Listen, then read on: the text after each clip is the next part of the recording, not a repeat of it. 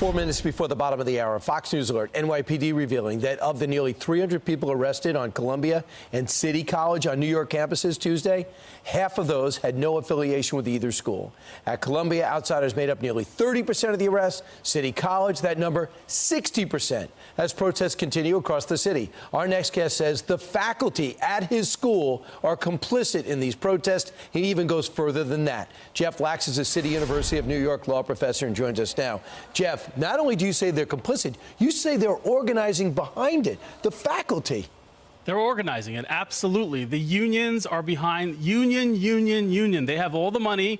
And what's the common denominator in that graphic you saw? China and UAE. What do they have in common? Nothing. You have the communists combining with the Islamists. They really have no goals in common except anti-America. And the unions are the faculty members behind the unions who are absolutely, we have emails proving that they are coordinating with the Gaza encampment people, coordinating with them, meeting with them, having meetings with them. They are absolutely organizing behind every student protest. There are Marxist faculty members. I promise you that. Kennedy School did a study. They asked people on colleges, what are the issues that matter most to you? Do you know the war in Gaza was 16 in March? So this is a war of opportunity, a issue of opportunity, isn't it? Absolutely, 100%. I compared it to you off the air between the Allied forces and the Russians in World War II. What do we have in common? A common enemy. That was the only thing. In that time, it was obviously the Nazis, and today it's America. It's Western culture and America. So you think that people say, well, anti-Semitic, well, that's been around forever. Open up your mind. This is about anti-American. The Jews are the low-hanging fruit. That is the first thing that gets knocked off. Next is Western culture and America. You're seeing it in Europe. We should have seen this in Europe 5 years ago, 3 years ago. We're seeing it now here, very up close and personal. But you know this among the faculty. That's who gets hired, and you have tenure right now. You're a department chair, and you only teach online because you're afraid for your safety. Yeah, because I've seen my colleagues get investigated for complaining about anti-Semitism, and students go on ratemyprofessor.com and write lies about them, calling them racist and all sorts of horrible tropes just because they stood up to anti-Semitism. So what can change? Is it possible to change the direction now that we got a collective wake-up call from coast to coast? 44 campuses in 26 states.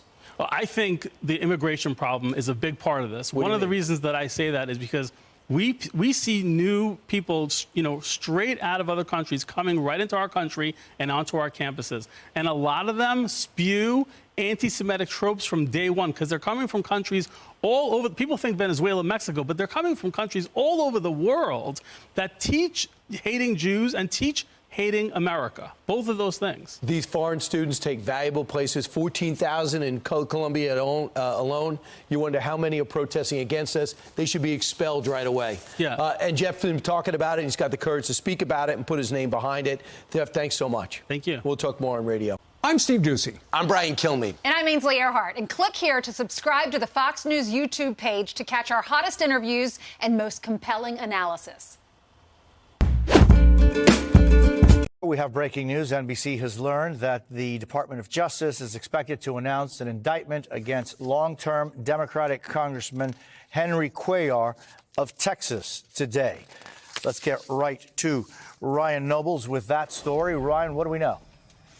Well, Jose, we are expecting the indictment against Congressman Cuellar to be unsealed at some point today, according to sources familiar with the investigation. And right now, the Department of Justice is not commenting on the investigation or possible indictment. But what we do know is that Cuellar has long been at the center of a lengthy investigation by Department of Justice officials. His home was raided several years ago by FBI officers at the time.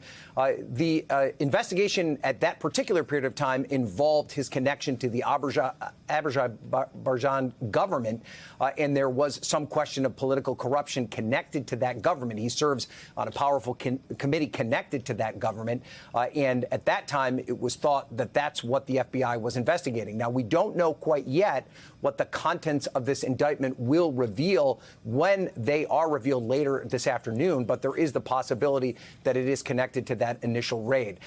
Cuellar is a very powerful Democrat, Jose. He is a member of the Appropriations Committee.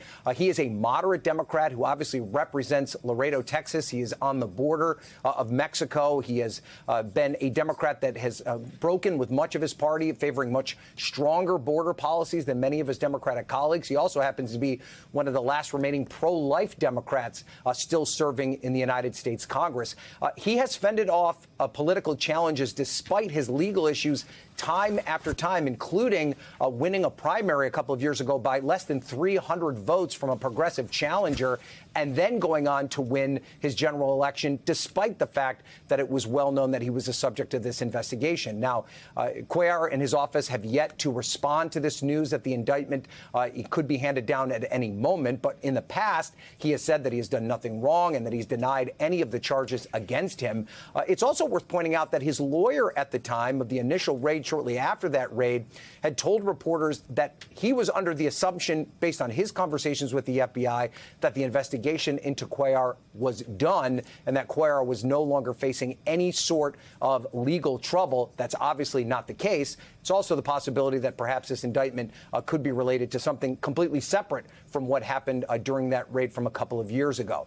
So there is still a lot that we're learning about this situation, Jose. This obviously creates a very difficult political situation for House Democrats who are hoping to retake the majority in 2024. Cuellar's district is a swing district. It's one that Republicans certainly have in their sights. And now, given the fact that he is facing this legal trouble that could complicate that situation, especially because Cuellar is already the Democratic nominee. They would not be able to replace him on the ballot unless he stepped down on his own. We're reaching out to Democratic leaders as well to see if they have any thoughts on Cuellar's future and whether or not Cuellar has any intention of stepping down, or at least stepping down from the powerful committees that he sits on in the House Democratic Caucus. He also serves in a leadership post in the House Democratic Caucus as well. So, Jose, this is a developing story that we're just now starting to scratch the surface on, but that's the latest as to what we have right now.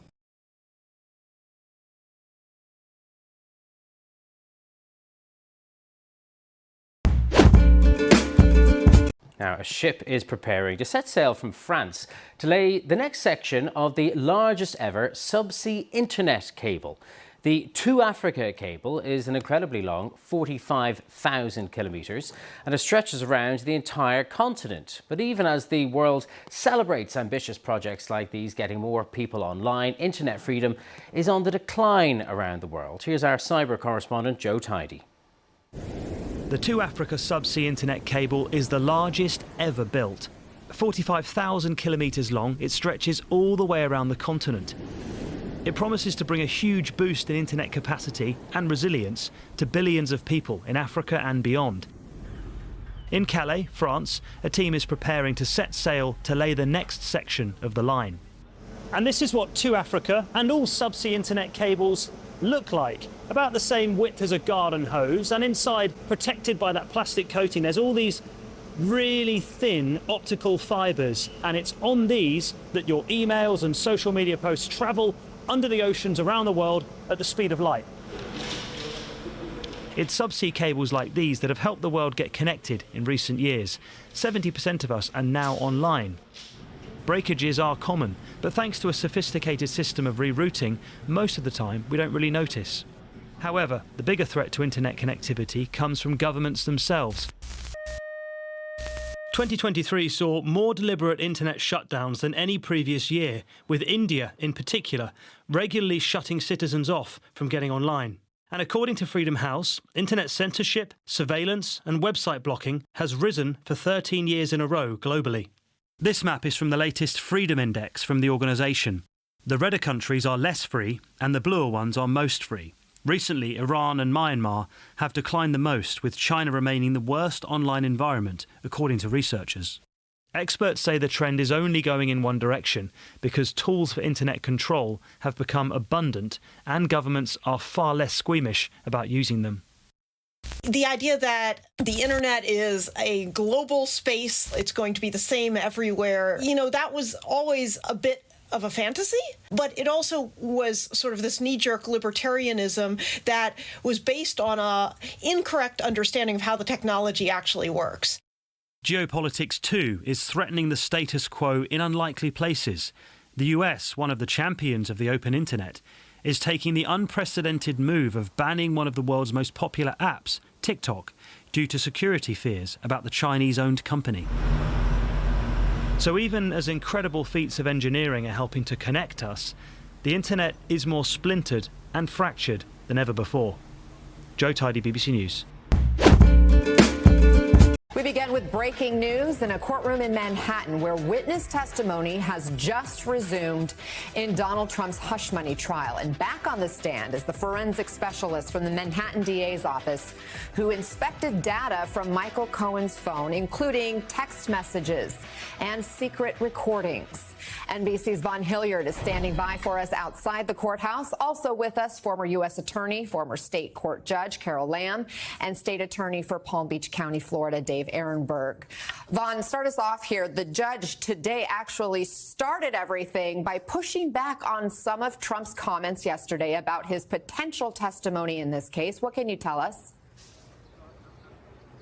Right. Trump has repeatedly bemoaned the fact that this gag order has been placed on him from preventing him from speaking about witnesses as it pertains to this criminal's proceeding, but also the jury. But Donald Trump, notably, when he walked out of the court yesterday, took another step in what he claimed the gag order prevented him from doing. Take a listen.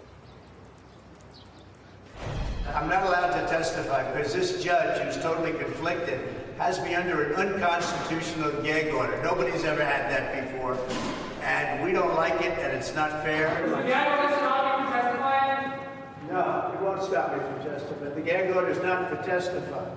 The gag order stops me from talking about people and responding when they say things about me. We have people saying things about me, and I'm not allowed to respond.